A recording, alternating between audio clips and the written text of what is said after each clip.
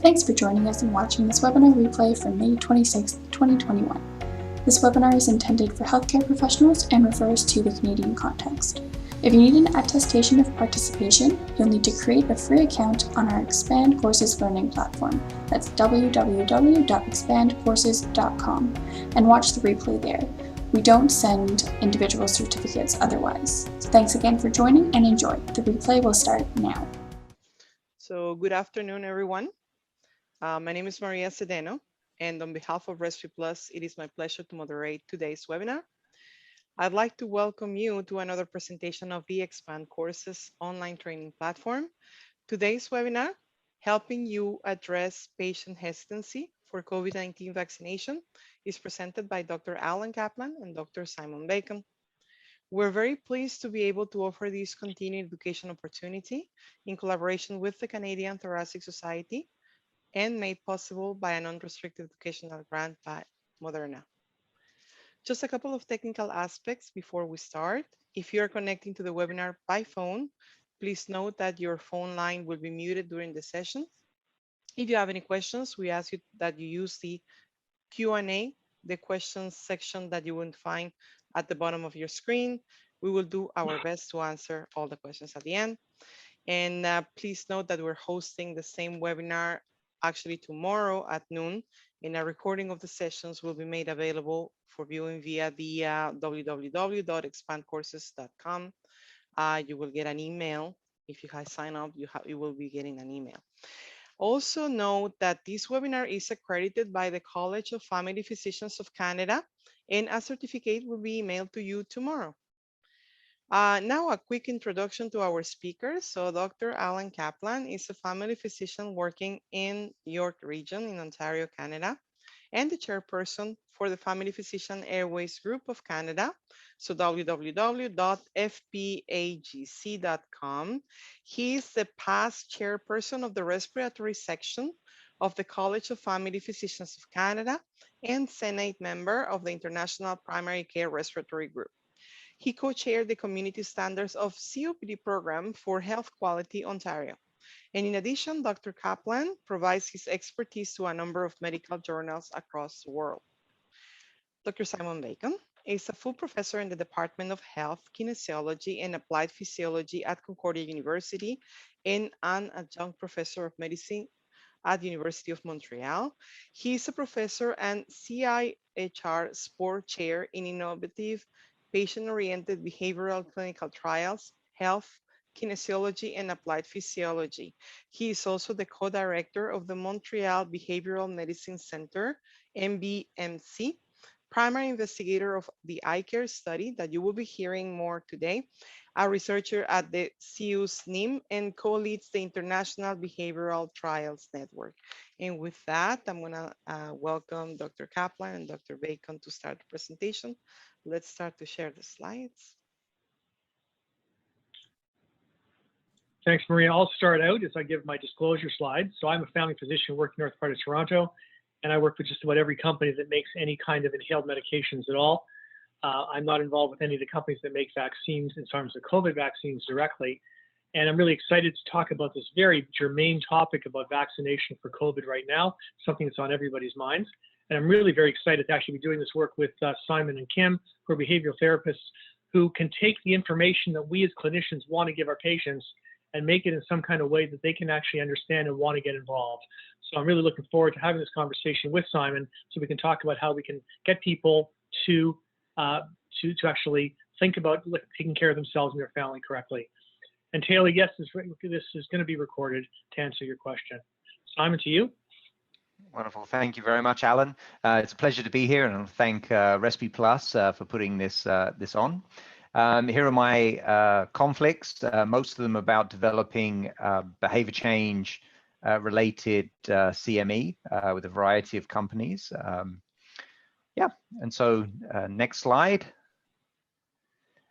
Just need to disclose that this program has actually received support from Moderna in the form of an unrestricted educational grant. I've had no input in any of the content.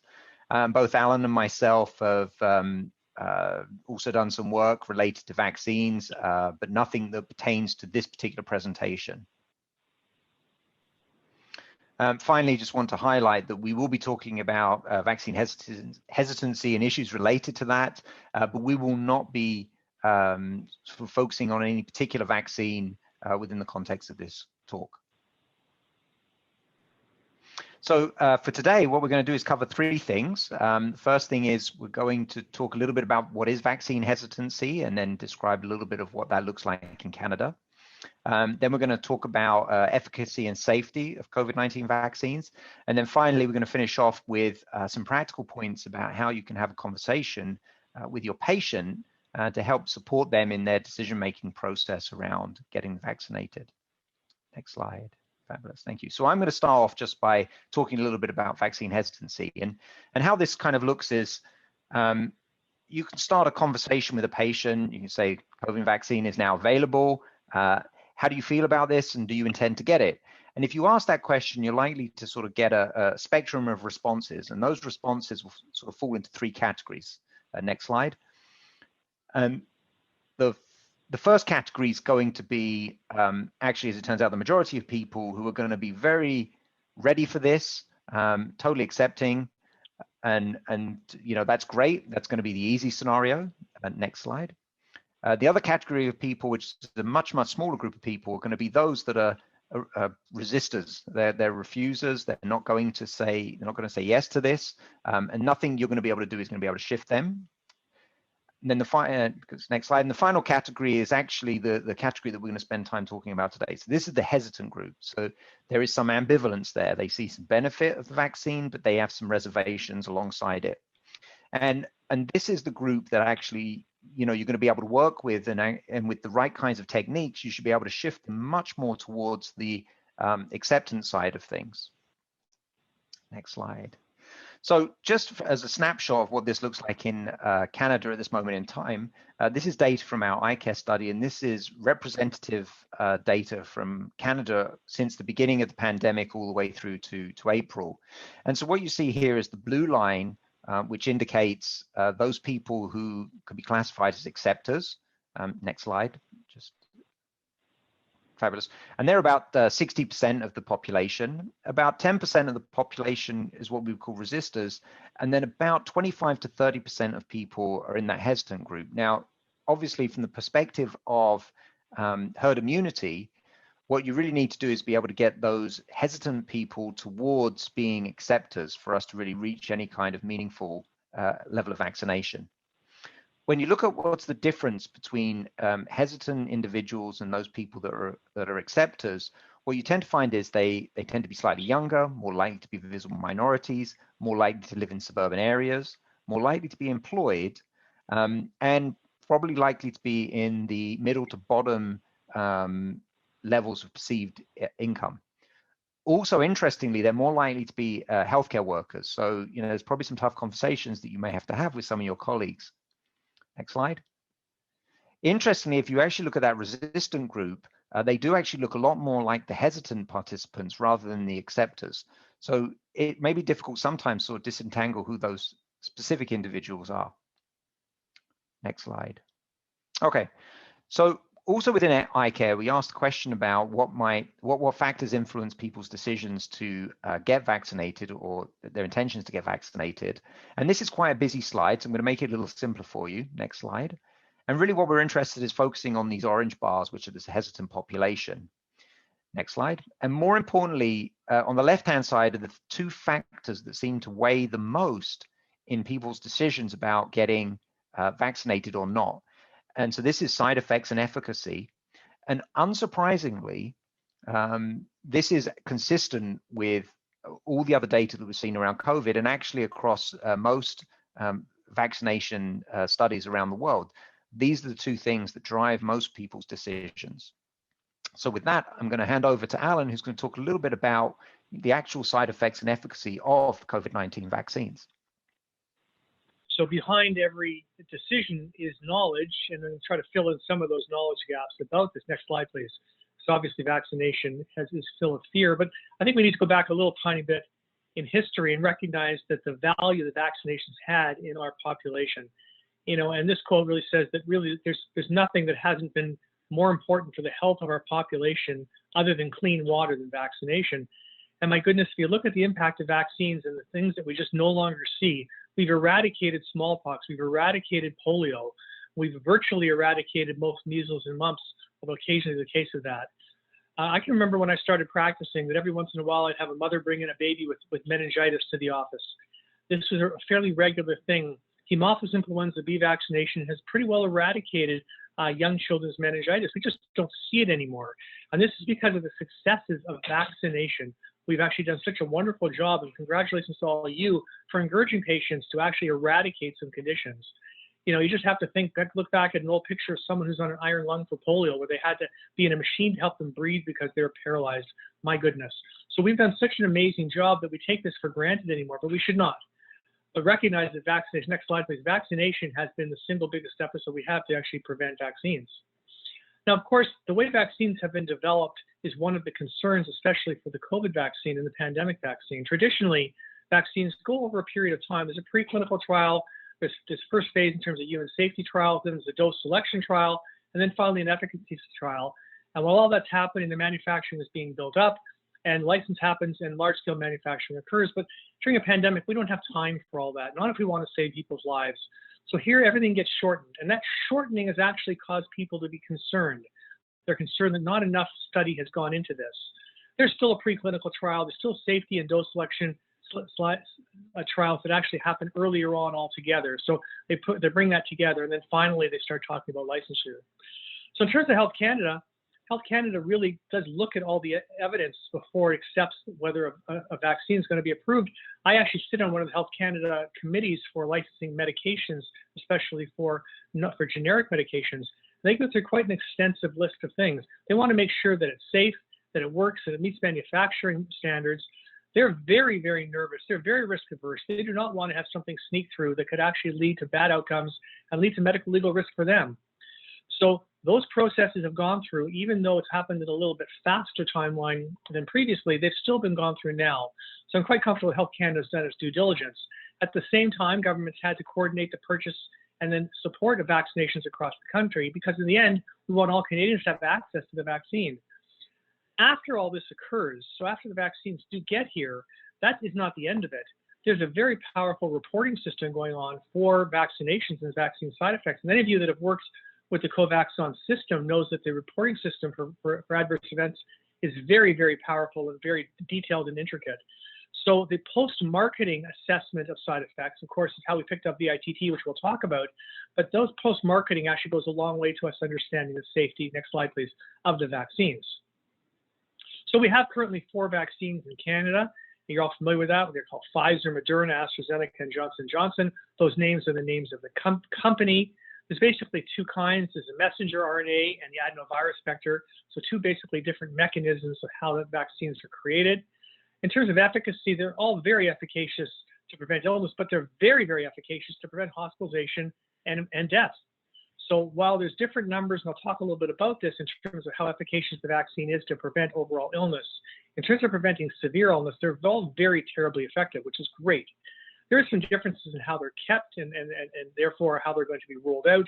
You're all familiar with the Pfizer vaccine having to be kept in sub-zero freezer, minus 80 degrees, although they've just had some changes to that to allow it to get across the country. So those are issues. We have lots of vaccine doses that have been purchased by Canada. If you look at the numbers there and add up the 4 different numbers there, you can see that we have way, way more than we need to for 2 doses of vaccine for every single Canadian. So there's going to be plenty. We don't have enough yet, and we're behind many other countries in terms of access per person, but we're starting to catch up, and with time, everyone's going to get vaccinated. So 4 different vaccines, slightly different in terms of how they work, slightly different in terms of efficacy, but importantly, they're all efficacious. Next slide, please. They're all very efficacious to prevent those important endpoints like hospitalizations and death. Now, the question I get very frequently is why are those numbers so different? If they all work, why are the numbers different in the trials? And the trials, of course, were done at different times. Earlier trials were done when the population incidence of COVID was not so high. It's going to be different ages. It's going to be different populations. It's going to be whether or not variants were done in the testing, which is going to change the efficacy.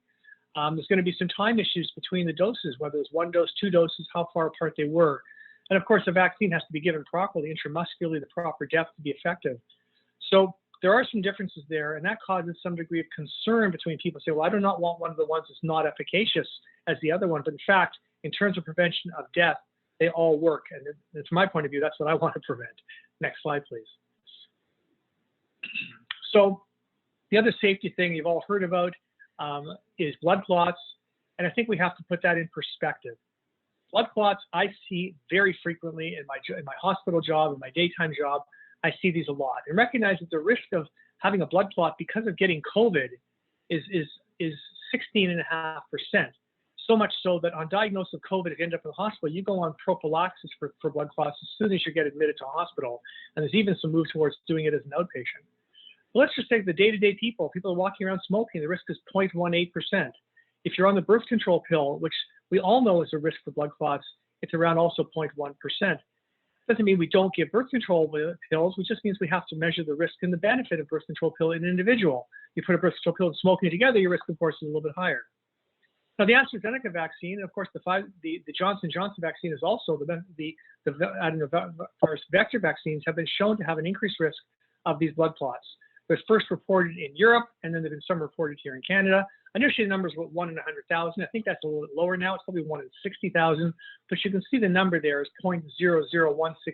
That was fancy math on my part. But recognize that the risk of developing a blood clot is infinitesimally small compared to the risk of having a blood clot related to COVID, and of course, all the other complications that you can get from COVID. Next slide, please. So everything's really relative. Now, of course, the clots that you get with the vaccine are a little bit more significant than the regular blood clot because they're associated with thrombocytopenia, which I'll come back to. So safety, there's a lot of questions out there. One of the initiatives I'm working on is with the International Primary Care Respiratory Group. We're working on a sentinel network. People can come in and ask questions. And with that, we do evidence-based and look at some answers for it. So if you go to the ipcrg.org and look at COVID questions, you can find a number of different question and answers based on the current literature. So next slide, please. So here's the issue. We talked about safety. And we said the bottom line here is that while there's some safety issues, and most of them are minor vaccination reactions like fatigue and headache, fever, and chills, the overall risk of really severe adverse effects is very, very small. So we do recommend patients being watched for about 15 to 30 minutes, depending on the vaccine. We know that Pfizer has a bit of a higher incidence of anaphylaxis, although it can also happen with Moderna. So people have to watch for a little while, and most places we're going to have adrenaline stuff available just in case. And of course, we're monitoring very carefully for adverse effects to look for that post-marketing changes that occur. So this is a growing concern. We're learning as we go a little bit, and that's one of the downsides of having rapidly brought out a vaccine for a pandemic. Next slide, please. So what is that significant side effect that I think we're all worried about, and I think we should be worried about this, is vaccine-induced thrombocytopenic thrombosis. So it's clots, but associated with a low platelet count. And these are a little bit different than the ordinary clots because they're often unusual places in the arm, in the brain. The platelet count is very, very low, which is different than most blood clots that occur. Case fatality rate is not insignificant, so this is not a good disease to have, especially if it's diagnosed late. And the etiology is not quite clear, but it's thought to be more than just the hypercoagulable situation that happens in clots, but also an antibody forms against the platelet. Now, those of you that are old enough to remember treating people with heparin for clots many years ago, remember a situation called heparin-induced thrombocytopenia, where people who were on heparin developed thrombocytopenia, an antibody against the platelet that occurred, next slide please, because of being on heparin. So this is part of the etiology there as well. So while it's a clot, it's a bit different than the ordinary clot from the birth control pill, for instance. So when you're thinking about this condition after someone's had a shot or just period, you're asking, well, are there unusual symptoms, a severe headache, neurologic signs, shortness of breath or chest pain, limb ischemia, limb pallor and coolness? These are all things that would suggest a clot and require workup, which requires a CBC and a D-dimer and then the appropriate imaging that's there and aggressive treatment for such. So if you're worried about it, get people checked. This is not something you do a test in a few days, you do it that same day. Next slide, please. Now, the next thing we want to probably talk about is variants. And I think we all understand the concept of genetic variation. If you leave enough virus reproducing, eventually they're going to have some small changes in the genetic code. Those small changes in the genetic code might actually cause the virus to become weaker and therefore eradicate, or it might make it a little stronger, it might make it more transmissible, or worst case scenario, makes it change enough that the vaccine no longer works to protect it. And that's what we're worried about here. So certainly we know that the variants are more transmissible. They're a little bit more infectious. They're actually not associated with more severe disease, at least as of right now, but they are more transmissible. And there's some concerns about the vaccine efficacy against some of the new variants. So that's the concern. Next slide, please, that we have to worry about for variants. So right now, in terms of variants, we know that the UK variant, in terms of vaccine, is susceptible to the vaccines that will prevent it. Brazil variant, a little less so. South Africa, again, a little less so. India is not quite clear. But the bottom line here is even if the vaccine is not quite as effective against the variant as it was against the initial COVID, a few things. Number one, there's still some degree of efficacy. There's still some degree of reduction of severe disease. So that should not be a reason for you to not get a vaccine. That should be a reason for us to be concerned in the future. That should be a reason for perhaps the vaccines in the future to contain some of the proteins that are different in the variants. And as I've quoted before, my impression in all this, and this is my feeling, is that down the road, we're all going to need to get a booster of COVID vaccines with variant-induced changes. That's just my opinion. There's no science on that. The bottom line, though, is what can we do about variants? Is, well, we can try to eradicate the illness. If we get rid of all the virus, they can't mutate. Okay? A dead virus does not mutate. That's the key message. And of course, still make care to do all the other things: social distance, wear masks, wash your hands, to prevent the spread of the virus. Next slide, please. So overall, there's some things we still don't know. This is a growing body of knowledge. We're so much further ahead now than we were at the beginning of this. We're no longer telling people to use chloroquine and ingest bleach and things like that. We're telling people to look after themselves, and there's things we can do even if you get COVID. You're familiar with budesonide treatment for mild COVID and steroids for people who become hypoxic.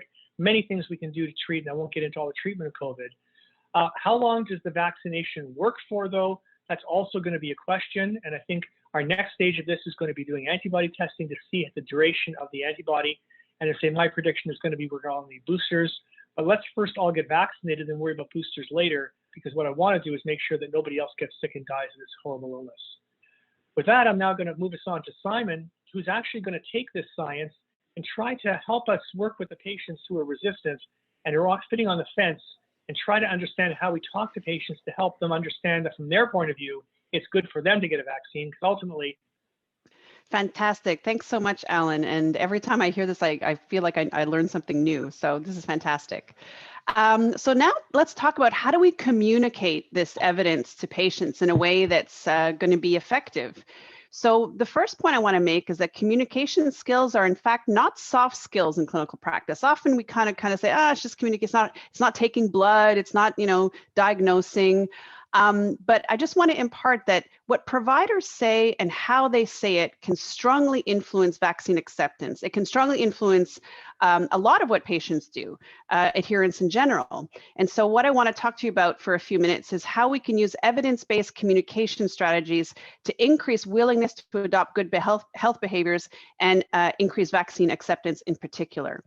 And, it's interesting, a lot of people don't realize that, when you don't say it right or when you say it wrong, this doesn't just not work, but it's actually can be counterproductive, because when you upset people or put people off, what you can actually do is increase resistance to get vaccinated and actually do more harm than good. So I really want to impart that these skills are not soft. So we're going to spend a few more minutes today talking about it. Let's imagine now that we go back to our sort of clinical consultation. You're in front of a patient and you say, okay, the COVID-19 vaccine is now available. How do you feel about it? And do you intend to get it? So I just want to make sure okay. So we're going to come back to our grid here. So we have people that are acceptors, and these are, again, the majority of Canadians are going to fall into this group, about 60 to 70%. If this is the case and they say, yeah, I'm ready and willing, all you do is reinforce it. Obviously be available if they have any questions, but these aren't the folks we typically need to worry about. Now the folks that are refusers, that clearly have, potentially anti-vaccination beliefs, and typically if they do have them, they tend to have had them even prior to the COVID-19 pandemic. This is not a time to debate them. And I want to say that the objective with these folks isn't to convince them to get vaccinated, because this is an argument you are likely to get involved in or sucked into, and it's an argument I think you will ultimately use. So the goal, I think, is not to convince them to get vaccinated, but if you want to spend any time with them, it's just to focus that time on understanding their concerns, understanding their beliefs, getting them talking about it. And part of that is just to maintain the therapeutic relationship, keep that door open, and at all costs, don't say something wrong. Don't say something that's going to strengthen their resistance to get the vaccine. If they remain resistant, and that's probably to be expected for the vast majority of those who refuse, the only thing I think that you should really focus on at this point is explaining their responsibilities. So it's really just not threatening, not blaming, not judging, but just ask them, could I give you a bit of information then, based on the fact that you've told me you're not, really interested in the vaccine. And the idea here is to prepare them for the possible eventuality that they may get infected, and what to do if and when they present symptoms. And this is just to, help them understand their responsibility to their family, to their coworkers in the community, that this decision has more far-reaching effects. Again, not with the goal of convincing them to get vaccinated, but as a clear demonstration of your respect of the decision not to. Now, the folks that we want to spend the most time with are about the 30% who are probably going to present with some degree of hesitancy. And this is where motivational communication strategies come in. And once again, I'm going to emphasize, don't have the reflex to be overly reassuring. Don't say the vaccine will protect you, you should get it, you're wrong, research supports. We need to be more nuanced than that, because the more you come at them hard and fast, the more that this will get their backs up. And this is human nature. Now, if you look at the literature, the main barriers to vaccination, we often call this the 3 C's: complacency, confidence, and convenience. And convenience, I'm not going to talk too much about that, but that's just really more the systemic issues that the governments and the health authorities are really responsible for taking care of. So what's the supply? What is the available resources? What's the distribution system? How available is it? Where can we get vaccinated? So these are not things that we can really do much about as healthcare providers. But the 2 things that people, that we can intervene upon is complacency and confidence. So number one, as I mentioned before, the number one concern for people who are hesitant is this trust in vaccines, the trust in the safety, the trust in the data, the trust in how quickly they seem to have been developed. And so that's where we have to work on increasing patients' confidence in the process and in the vaccines themselves. The second, complacency, and this really refers to risk perception. What we really need to do here is help patients understand how to do that risk-benefit analysis. And that's where our communication skills really come in helping them to weigh what are the real risks of getting vaccinated versus not getting vaccinated. But most importantly, we want to emphasize the benefits of getting vaccinated. And this is how. In order to change a health behavior, any health behavior, so keep this slide in mind for anything you might do clinically, you really need to think of addressing 3 factors, okay? It's like, we call it KMC. It's a simplified model that I've tried to summarize when I do these talks to healthcare providers. There's so many behavior change theories, and I've kind of simplified it into these 3 things that I think most people will find intuitively appealing. So the first is, in order to change a behavior, people need to be aware that their current behavior might be a problem or lack of behavior. So in this case, what people need to understand is how vaccines work, things about the development and approval process. What are the benefits? What are the risks? So, people who don't believe or understand that vaccines are an important way to protect ourselves and others, an important way to return to normal, we need to get this information on the table. So obviously the alcoholic who doesn't acknowledge his drinking problem is not going to go to AA. Someone who's not aware of the benefits of vaccines or how the benefits outweigh the risks will likely not move towards vaccination. The second criteria is motivation. Keep in mind, everyone wants to be well. Nobody wants to get COVID, but motivation in this context refers to motivation to do what it takes to achieve that outcome, motivation to get the vaccine. So in the same context with healthcare, behaviors, everyone wants to be healthy, but not everyone wants to stop eating cake. So it's really about motivation to do what I call the work of change. And in this case, to do the work of getting vaccinated and all that entails. And the last factor is confidence or skills. So everybody needs certain confidence in their ability to obtain the vaccine, for example. If you don't think you can make it to the center, if you're not comfortable with the application that you need to use to make your appointments, if in certain jurisdictions you have to pay for the vaccine, that can be a barrier to your confidence in your ability to get it. So these are often referred to more instrumental skills and resources. You can't get to the vaccine center to get your vaccine because you don't drive or for whatever reason. So you need to tick all of 3 of these boxes to change any health behavior, including vaccination. So what is motivational communication? Very briefly, it's an evidence-based, time-efficient communication style used by healthcare providers to enhance internal motivation to change a behavior. And this relates to getting vaccinated because it's consistent, for example, with your life goals and values, or it's instrumental for achieving a valued outcome. And often in the context of vaccines, a lot of people are motivated to get vaccinated to reopen, okay, to reopen safely, to go back to work, to go back to school, to go back to Cuba, whatever the case may be. And what this communication approach really focuses on is how to help people resolve that ambivalence, that hesitancy, that, yeah, I want to, but I'm not sure, and what's the best vaccine for me? And what it really does at the level of the consultation, it emphasizes shared decision-making with patients that really focus in on what they care about and really focuses in on that motivation piece.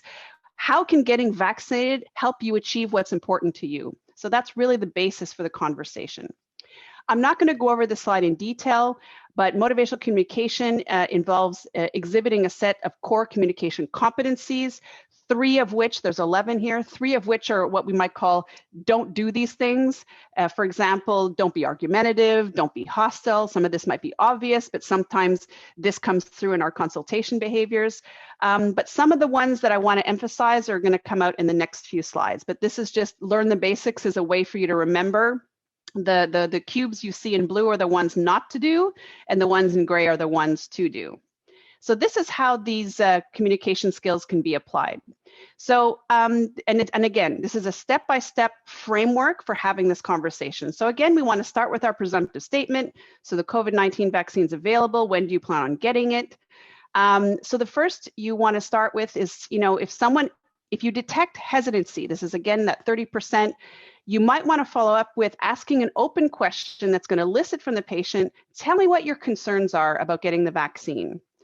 The second step is when they've given you that response, for example, they might say, well, I know the vaccine will protect me from the virus, but I'm afraid of the side effects we keep hearing about, which actually is a very valid concern given the comings and goings and the disagreements between various authorities. I think we need to validate people's concerns with helping them understand that their concerns aren't necessarily founded. And that's different, right? Validate the concerns because I do think they're valid, but not necessarily founded. So how you reflect is, and this is how we express empathy to patients, express to them that we understand what their perspective is, what they're feeling. Listen, I hear you want to make the best choice, but are nervous. And if the patient says, yes, Alan, that's exactly it, you've hit it. You've nailed this particular skill. All you want to do is avoid that counterproductive argument and for them to come back and say, yeah, but I really think, and it's questionable, and I'm not sure. All right, so this is how you know you've nailed your reflection. If they've shared concerns, you want to validate those concerns, once again, separate from saying that they are founded.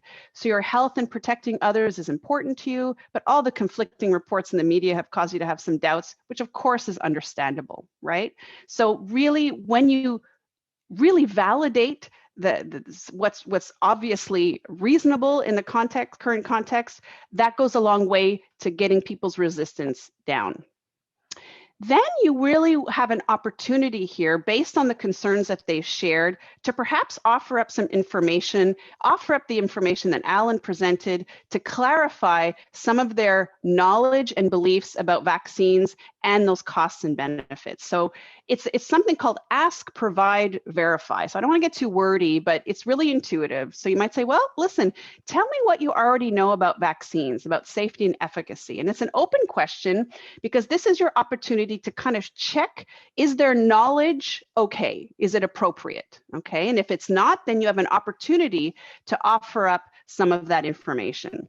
You want to ask specifically about the perceived advantages of vaccination according to their point of view, and what are the disadvantages of not getting vaccinated. Now, I'm specifically highlighting, so when we do sort of a cost-benefit analysis, there's costs of getting vaccinated and costs of not getting vaccinated, and then there's the flip side. There's the benefits of not getting vaccinated potentially, and then the benefits of getting vaccinated. Anyway, all of that to say, the two of those four sides of the coins that we really want to get people talking about, what are the good things that are going to happen if I get vaccinated, and maybe the not so good things if I don't.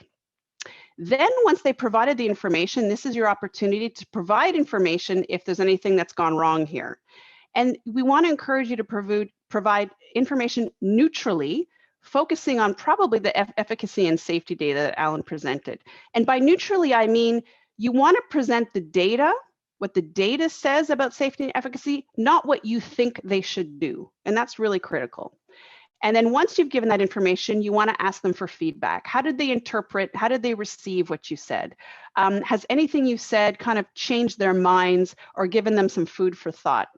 And at the end, you just want to summarize and kind of summarize what the plan of action is moving forward. So what I understand from what you've told me is X, and you plan to do Y. And then I think it's important to schedule a follow-up. Why? Because the follow-up suggests that the discussion we've just had is so important that it's worth us touching base about it in the future. And I think it says, it also conveys we're working together to achieve a really, really important outcome here. It also gives patients a certain degree of accountability about this. This isn't something that we're just going to kind of assume is going to happen or not happen. We want to follow up on this really important health behavior as we would any other prescription, if you will. So just to summarize, you want to start by asking open questions to help explore their concerns about getting the vaccine. You want to reflect and respond to those concerns. You want to validate them, and I think that's especially important in the current context.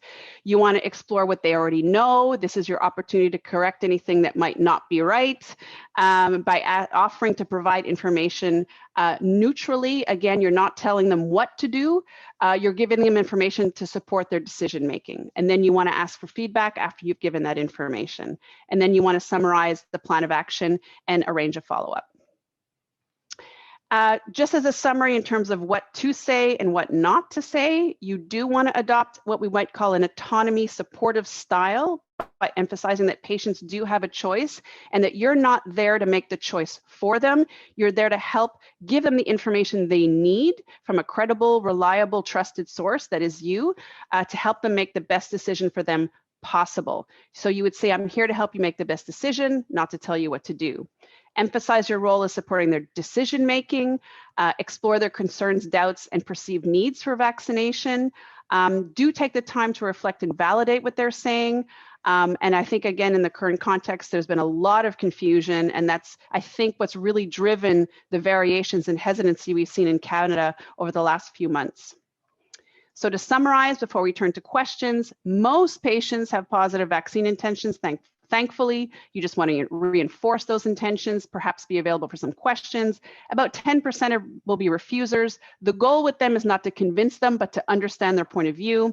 And about 25 to 30% will be the hesitant group. That is the group, if we want to achieve any semblance of herd immunity, that 70, maybe that 80% of vaccination in the community that's going to be really necessary for us to really get back to normal. Those are the group that we really need to target and target effectively. So thank you. We're ready for questions. Thank you very much, Dr. Kaplan and Dr. Bacon. That was great. And just wanted to acknowledge again and thanks the team and Dr. Kim Lavoie as well, Dr. Lavoie, that will be presenting tomorrow, a couple of webinars as well.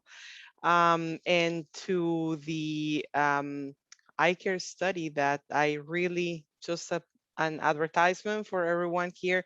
Go and visit the icarestudy.com. You will see the results of the study. They're about to hit the 100,000 participants across the world.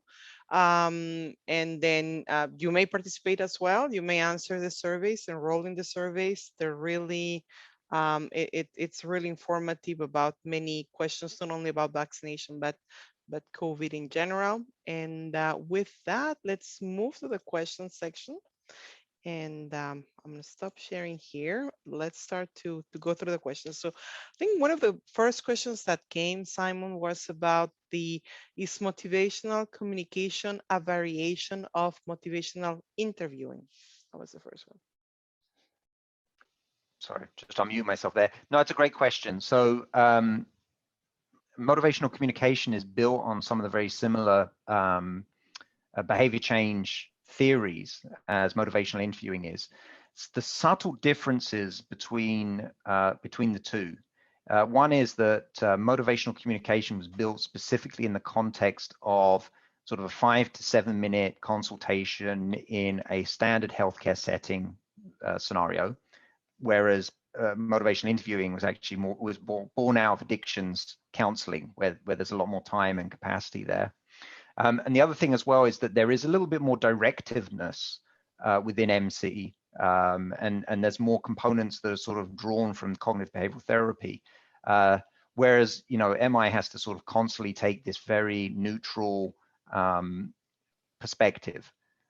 So there's a lot of overlap. There's a lot of pieces that are very similar, but there are some very subtle differences which are quite important in and work specifically in these kind of contexts where you're there and you've got that very brief encounter with the patient in front of you. Thank you, Simon. So next question, what is the best way to address patient concerns about the evolving advice coming from health experts? Do you recommend referring them to CDC website or similar website? Maybe Dr. Kaplan, maybe you want to take that on? Yeah, well, that's a pretty good question with not a very good answer. I think it's going to depend on the person's ability to look things up. Very frequently, they come to us as healthcare professionals to interpret all that information for them. And that's the questions they have to ask. And we're supposed to be able to give them that answer in a succinct, straightforward manner. But this is growing every day, and every day we have changes, and every day we have new information. And I, like most, are actually watching the news every day to find out what's happening on the different news stations, to find out what the news are, what the availability of vaccines are. We find out from our newscasters before we actually find from the health people. So I think it's going to be a combination of all those things. CDC, of course, is an American situation versus Health Canada is going to be a little different. That information is going to be a little bit different as well. So I'd like made at home information is probably going to be a touch better. But I think across the world, the information has been fairly consistent in terms of, at least from the vaccine point of view, to get people vaccinated as soon as possible and as aggressively as possible. The type of vaccines might be a little bit different depending on where you are in the world. For instance, in the UK, where they make the AstraZeneca vaccine, that's the vaccine they use there. Whereas other parts of Europe, it's not being used in the AstraZeneca. They've changed it to the Moderna and Pfizer for the most part. So I think y'all have to take the differences in location as part of that information. The Americans have a whole different set of problems than we do. As you know, in the United States, they're having to get people to get vaccinated by buying them free drinks in bars and to get them to have tickets to go to sporting events to get them to vaccinate. It's a whole different world down there. We didn't talk about that, Simon, as a motivation to get people to get vaccinated, giving them free things, but that's a whole different issue. Maybe go on and talk about that. The bottom line is yes, I mean, try to get as much good information as possible. We all know that the problem with the internet is you can get some pretty fallacious stuff on the internet as well. So looking at a CDC website or similar would at least be giving you good information to answer that question. Adrian, I probably didn't answer that question very well, but that's my best shot at it. One thing I'd just add very briefly as well, and I think this is an important perspective. You have to be honest as well about your own personal limitations. COVID is moving at such a fast pace, and I think most people understand that it's moving at such a fast pace. So if a patient asks you a specific question, you don't know the answer, don't bluff, and be open and upfront and say, that's a great question. That's not something I've come across before. And, as you know, the evidence is moving so fast. And then depending on your capacity, depending on the time, whether you can look that answer up quickly right now, or whether you can refer them to a place to go to, and recommend, you can do that. But, I think people are very forgiving at this moment in time for everyone, in terms of this constant shifting perspective that we're seeing on COVID. Thank you. Simon, do you have any advice for how to approach colleagues who are not taking this approach, colleagues who struggle to remove their own belief, judgment, that people should get vaccinated in their conversation with those who are hesitant? Yeah. I mean, most of the, myself and Kim Lavoie, who is the other co-director of the Montreal Behavioral Medicine Center, and actually is one of the chief architects around motivational communication. You know, we do this training to healthcare practitioners a lot. One of the things that we always start with is really talking about the frustration that healthcare practitioners face when they get into these arguments with patients. There's nothing more draining. There's nothing more annoying. It's you know, we know that these are the things that no one relishes. So, you know, a lot of times we start with, you know, the concept of, wouldn't it feel great if you didn't have to do that? And maybe if you could, you know, shift the perspective a little bit. And in the therapeutic process, if you could get the patient to do a little bit more work than you, how would that feel? And they're normally a really good way to start sort of then thinking about, you know, introducing the concept. And you know, you have to, I'll be honest, you have to treat a colleague who is resistant to change in the same way that you have to treat a patient who is resistant to change. You don't want to get into an argument, and you want to start identifying the benefits of, you know, having better conversations and the problems of the status quo, right? And get them to like verbalize some of those things, and then sort of get them to sort of verbalize the fact that maybe what they're doing isn't working, and there might be a different way that they could try. Thank you. So next question, what to do for patients who have received the first dose of AstraZeneca vaccine and now they want to get other vaccines as they don't feel it's safe to get the second dose of AstraZeneca? Yeah, fantastic question. And that's a pretty common issue. And first of all, then the government in Ontario pulled AstraZeneca from Ontario altogether, and now they put it back to using it for a second dose vaccine, not a primary vaccine, because of the risk of VITT. The good news is that the risk of VITT from a second dose of AstraZeneca is 1 in a million. So it's a very, very unusual situation. So you can feel pretty good about getting a second AstraZeneca vaccine without much risk. That being said, what's the evidence for giving a different vaccine after getting AstraZeneca first? And there's been a couple studies that I've seen so far about this. The first came from the UK, where they gave a different vaccine after the AstraZeneca. And they found that there was a slight increased incidence of the minor side effects, the fever, the aches, and so on. Now, remember, those reactions are all reactions that show that the vaccine's working, that it's stimulating the immune system. So while they're a nuisance, they're not a bad thing. Secondly, there's a study out of Spain recently that just got read out that talked about adding on a different vaccine after AstraZeneca. And it showed that the vaccine efficacy in terms of antibody levels was just as good, if not even better, than 2 doses of an AstraZeneca. So bottom line, get the second dose. That's, unless you had Johnson & Johnson. Get the second dose. That's going to be important. And I think the really important thing here that we didn't touch upon in this webinar is that 1 dose is not being vaccinated. That's really, really important. So right now, our government, in trying to look better, is saying, look at all the people that have had a single dose of vaccine in Canada. Look what a great job we've done. They've not done a good job. Sorry to be political, but they've not done a good job. People who've had a 1 dose are not adequately vaccinated. They're not protected well enough. They're a little bit protected, but not protected well enough. So I'm not going to be happy here until everybody gets their second dose of the appropriate vaccines. But to answer the question, the second dose does not have to be AstraZeneca. Thank you. Then the next question is following up on the eye care study, which has evolved interest in response to the behavioral challenges being encountered in this pandemic. I am wondering if the hesitancy to COVID vaccines in Canada has changed from prior to the first approval to now that over 50% of the people have gotten their first dose. In other words, is increasing deployment or other information that has been coming out with time having an impact on the level of hesitancy within Canada? I'm just wondering if you have been able to explore the data. Yep, absolutely. So thank you for the question, David. I hope you're doing well. Yeah, no, so what I showed at the very beginning was the representative sample data from across time. And what you see is, you certainly everyone started off quite, the intentions, positive intentions to get vaccinated was quite high. That dipped just before the new year, and then actually once the vaccine started to roll out, intentions have been creeping upwards again, which is great. The block of people who are hesitant is actually shrinking, which is also positive. But what is a little concerning is that it's not all shifting upwards. We do have an increase a little bit in those people that we would call resistant. So, we're in this funny situation where as we move forward, we might get more polarization and less stuff in the middle. Also, what's interesting as well, so there's some initial data that's coming out of obviously the US and Israel, who are slightly ahead of the curve than us in terms of the access to vaccine and the number of people who have been vaccinated.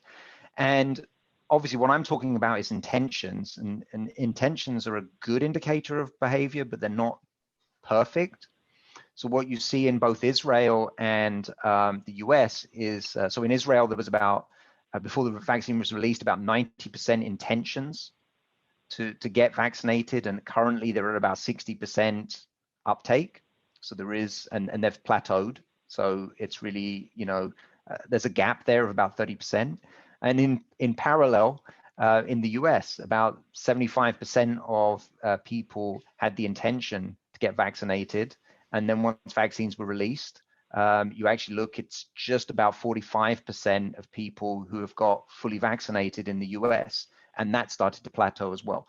So even though, intentions is a positive sign, I think we always have to be cognizant of the fact that even within that intention group, they may have the intention to do so, but they may not go off and do it. So the trends are good. The trends are positive. You certainly want them going upwards, but we still have to do our work on the ground to keep reinforcing all of those, reinforcing it so that we turn intention into actual behavior.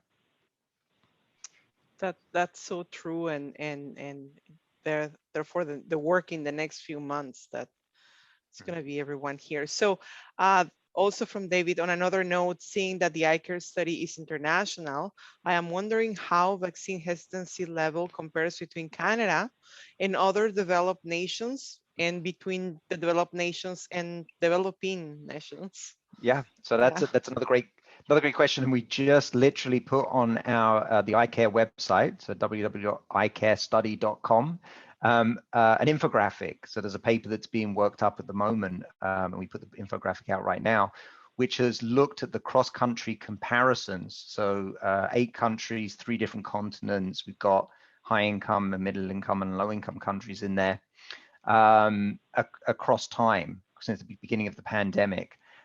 What's interesting is within that, Brazil has the highest rates of intention, and France has the lowest rates of intention. France is about 43% of people. Brazil